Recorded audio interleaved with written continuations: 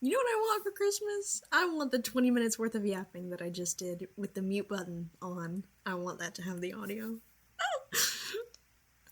So, hey guys, that's an interesting intro. And again, I don't have editing software, so rest in peace. But hi, it is currently 12 o'clock at night. I have been frazzled for a week and a half.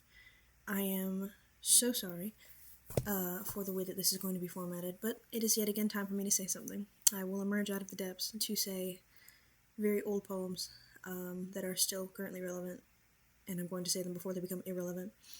The context for today's video, I have two very old works that I wanted to say something about because of certain things that I have been enlightened of, let's say, in the last week and a half. Which specifically started kind of with the whole, oh, you're back home now with your parents who are very much conservative. And having to, like, not retreat into myself, but, like, very, very firmly hold my ground as, like, I'm pretty sure I have a lot of friends who are accepting of my beliefs, but none of them really mirror them. You know what I mean? Like, none of them really agree, which is okay, but it's very draining coming from an also very hostile college situation where you have managed to find, like, your own little group of people who think the same way that you do. It's constantly a bombardment, which, anyway, so the context for today's video, a few days ago, I watched the presidential address, and I was pissed, because what are you talking about? You are, like, what, a year and a half, 2 years? I don't even know how long it's been, bro. Everything is blending together. Of your second campaign, and you are still on a smear campaign for Joe Biden. And that was the first thing that got me pissed. I was like, oh my god, this guy's a literal toddler. There's no way we elected him. Like, there's literally no way. And then, earlier today, I saw a video. It was like, hey, so that presidential address was AI. And I was like, oh, why don't you just shoot me, actually? What are you talking about? And I watched the video and I was like, oh my god, they're actually right. There are too many asynchronicities, and I thought it sounded very repetitive. Like, he's usually pretty repetitive because bro does not have a lot knocking around his empty head, but it was, like, eerily repetitive. You know what I mean? It was like, oh. So, that also got me pissed. The whole thing with Erica Kirk and Charlie Kirk and blah blah blah, and people being so stupidly up in arms about all of that. Oh my god, guys, you don't understand. I go to Liberty University and hearing the rhetoric about Charlie Kirk at Liberty University. It's my hope for humanity when I was like 13, okay, was like, here, let's say. And nowadays, 5 years later, mind you, it goes lower, because what the heck? At least for certain parts of humanity. And then there's one thing that has definitely been rubbing me the wrong way. I work in childcare. I have worked in childcare most of my life, whether as a babysitter or as an official childcare worker. I have a very big heart for children. I love interacting with children. I think they're the sweetest things on earth. I am very much against pedophilia. Seeing all of the Epstein files, they got heavily redacted, but low-key dropped just a little bit, like a little bucket for the masses so that they'll stop talking about it. Nobody stopped me talking about it. Holy pedophile. How many are there? How many are there? Where do they live? And saying this on a website that low-key tried to get my digital ID, that is dangerous. I don't care. I don't care about anything anymore. So seeing all of that, and then the whole Roe v. Wade thing has been going on for a very long time, longer than I've been alive.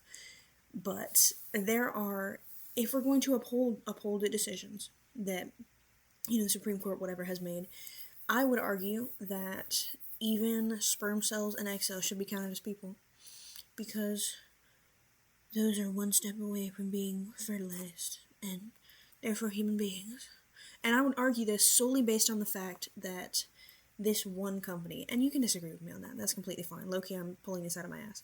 But there's one company that, I forget what they're called, they're like freeze fertilizer or something like that, all over TikTok. Maybe just my TikTok, I don't know if they're just there to rage bait me or what, but their whole thing is, hey, if you donate half of your eggs to us, we'll let you freeze them. Yay, for free! But what they do with those eggs is the half that they, half of half, you have 100%, obviously. They take half. Half of that half, they're going to freeze for you, whenever you want, right? The other half, they're going to give to other people. They're going to sell them. God knows, I certainly don't actually, but I can understand, and from what I've heard from a few comments, I'm not gonna lie, is that those eggs are wildly expensive. So you're telling me that you're taking them from these people, and you're not paying them. Literally, one of those things is that you will not get paid. It's free. You can freeze your eggs for free, but you're not getting paid for the ones that they're taking and selling to other people. Excuse me? What is going on in today's world where these companies think that they can just literally take your either biometric data or literal freaking biological substance? That sounds weird. They can either take parts of you or your image, your likeness, whatever. Netflix house? Netflix!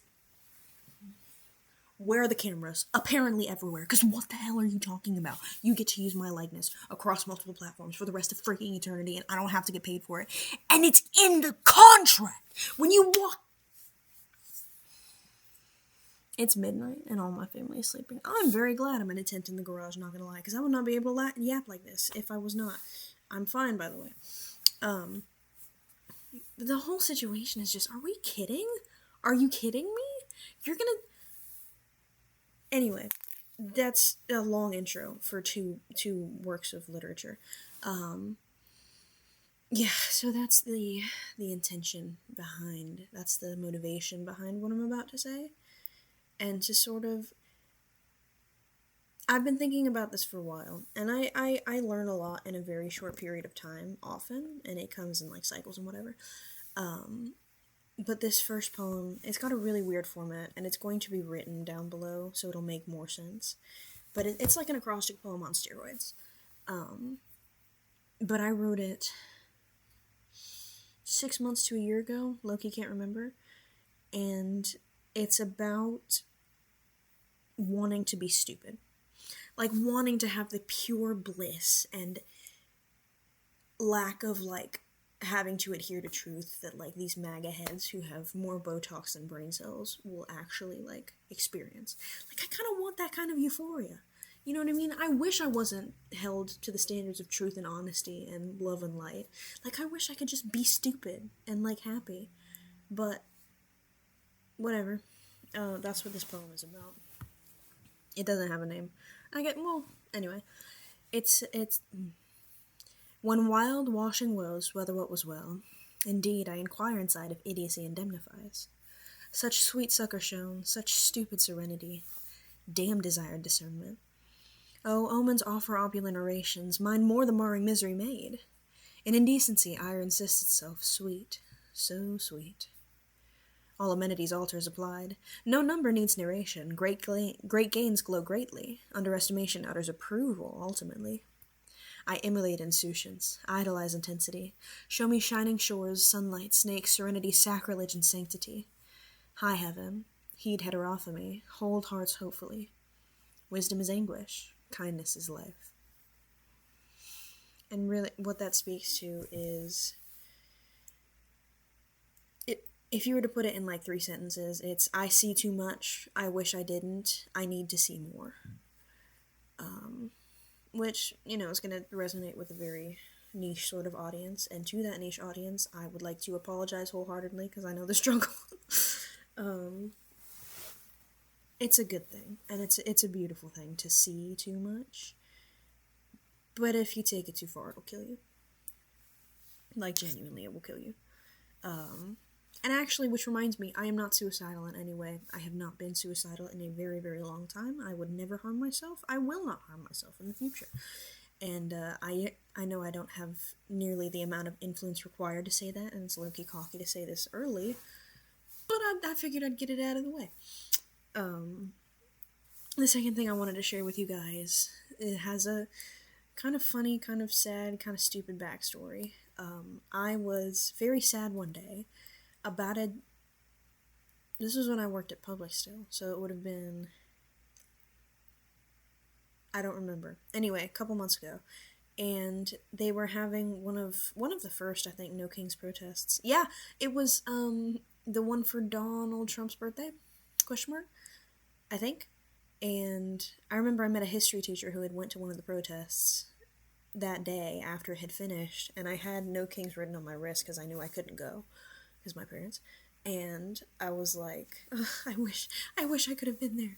And he was like, yeah, no, it was great. And I was like, yeah. But the night before, I was low-key crashing out about that, high-key crashing out about that, and I wrote a speech during a daydream of me being like on a stage and whatnot, and like saying what I thought to all these people with like a microphone and stuff like that.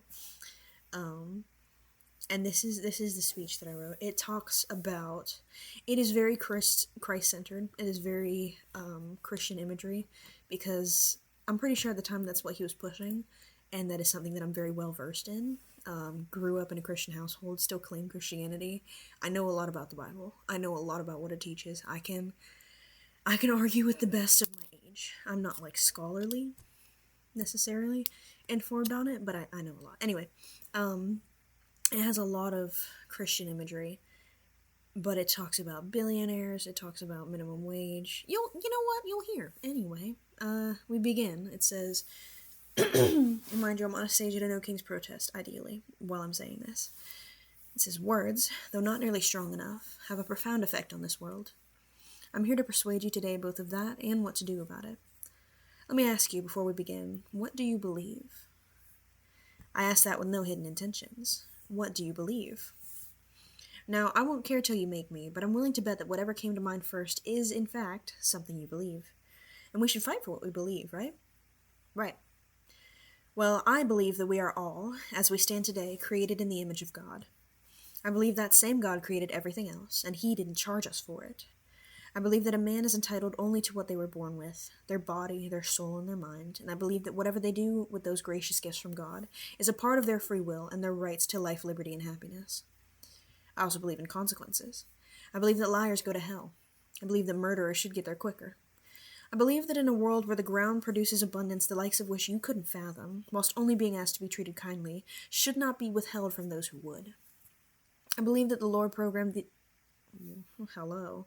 I believe that the food the Lord programmed to be exactly what we need at any given time should not be polluted. I believe it is sacred, and I believe those mouths that eat it are as well. I believe that work is both a right and a requirement, and I do not believe that popularity and coercion are trades. Actually, asterisk on right and requirement. I'll talk about that later. I believe that the little workers of the land that God built just as well as you and I should have just as much a right to live in it as us, separate or integrated. I believe it is our job to subdue the earth, not to lynch it. I believe that the black man, the white man, the brown man, and the yellow man, so long as their hands don't turn red, though much loved the red man, are still and always will be only that, men. Let a man be judged by his actions and not by his color, not by his face, not by his stature or his struggles, not by his father or his mother, not by his country or his language. As the soul guides the mind and the mind guides the body, so may a man's actions be a direct portrayal of his character, and so may that character be the only factor in determining his worth. And oh God, from this, how far we have fallen. I can hear the earth around me screaming, dying. The shores are littered with corpses, the children arrive all deformed, the insects are losing their voices, the glaciers cry tears to the Lord. The hum of human pride has silenced even the stars. No longer even can it be called a hum. I'd go to scream. A huge scream, the loudest I've ever heard. Some may even say the screamiest scream ever screamed. And yes, I did just invent a couple new words. Such arrogance. Such pride. If only there was a more potent word for evil. But I think we have an example that trumps them all. I'm here to remind you today that this man is not worthy to treat you as though you are worthless. No one is. I'm here to tell you today that they, whoever they may be, have killed us, but kept us alive for profit. As placeholders until they can make beings like us, who will do their work for them as they've been making us do, with none of the requirements. You are supposed to be a cog, a chess piece, a turtle in their tower, another nameless brick in the empire you will never get to walk through. No one will love you but yourselves, your neighbors and your friends. There is nothing more important than that. I believe that God's love has no room for hate, and I believe that this MAGA hate we see today has no care of any gods but themselves. And so I say to you, the time is now. There is no other. Throw the tea. Or, if you prefer something stronger, I've heard promising things about lighters and liquor. Or a bottle of water to a friend. But you are worth fair wages. You are worth the food you eat. You are worth clean water and clean air and a few flowers to smell along the way. You are worth your vacation days, and you are worth your health care. You are worthy of love. You are worthy of liberty, and you are worthy of joy. You are worthy of knowing your leaders want this for you. And if they don't, they are worthy of removal. And if they lie and say they do, they are worthy of criminal charges. And if they lie and say they do and pretend they do and stab you in the back and chest and head and lungs and steal your wallet and sell you for parts and repossess your house and your assets, all the while those who sit on a hoard of wealth a dragon nation wouldn't dream of get tax breaks. Well, only the Lord can punish them in a way that is fit, but certainly they are no longer fit for this world. So I urge you, as a worthy, beautiful, exploited self-portrait of God himself, to go let them know that. One thing I wish people understood more is that there is no such thing as power over a nation that nation does not give. Let me say that better. The people who rule a nation, especially should be in ours, only get power because we give it to them. I forget what clause that is and in what political document, historical document that's in. Democratically, we give them power. They don't get to just without us saying, yeah, that's fine. So if we don't say, yeah, that's fine, go ahead, step on me, I don't care. It's obviously a lot harder than just saying no. They've made it so that it's a lot harder than just saying no. But it's not undoable. It's not impossible. It's not impossible to just say, actually, shove it where the sun don't shine, honey bunch. You're not doing this anymore. And I think that is one of the things that we very desperately need. I put an asterisk in something and I forgot what it was. What did I say? Work being a requirement and whatnot. That is not to say that people who don't work shouldn't have lifestyles. Obviously, people who have disabilities, people who have reasons that they can't work, that doesn't count. And I also don't count work as like a 9 to 5. Work can be this guy singing on a street corner and I think he deserves a living. Work could be this guy paints a singular line on a race car. I think that's a living. Work is anything you contribute to society, whether that be to an individual person, to society as a whole, if you're making a product, if you're providing a service, if you're making art. I fully support, Ireland just did this, I fully support giving all artists just general living wage. I think we should do that for all people, period. I don't like government. I hate government. I think government is like a big freaking problem. And I'm trying to keep my language down, not gonna lie. But if government's going to do anything, it should be serve the people. And if government's going to exist, if it has to, it should be in a socialistic environment, in my personal opinion. But, young radical Christian socialist, oh my god, it's just because she's stupid, guys, she's going to grow out of it. So, we'll see. I won't. But, for the meantime, that is, I believe, all that I have in terms of giving you new information. And that was a reiteration of old information. You have more power than they're telling you do. Whatever way I mean that is up to your interpretation, but you are entitled and almost obligated to stick it in their faces and say, hey, I'm not going to put up with this anymore. You are encroaching on my life. You are encroaching on my life. You do not get to claim that it is your own. I am not your commodity. Dear freaking God, I am not your commodity. That should be your anthem, if nothing else. And I hope you put that into your prayer tonight before you go to bed. I'm going to try and go to bed. It's 12:30. I have to wake up at 6. I love 9 to 5s. Anyway, y'all have a great night. I wish you all the best. Please remember that as you go through your next couple of days. You are the reason that society works. It works how you want it to. So change it as you see fit. Have a good night.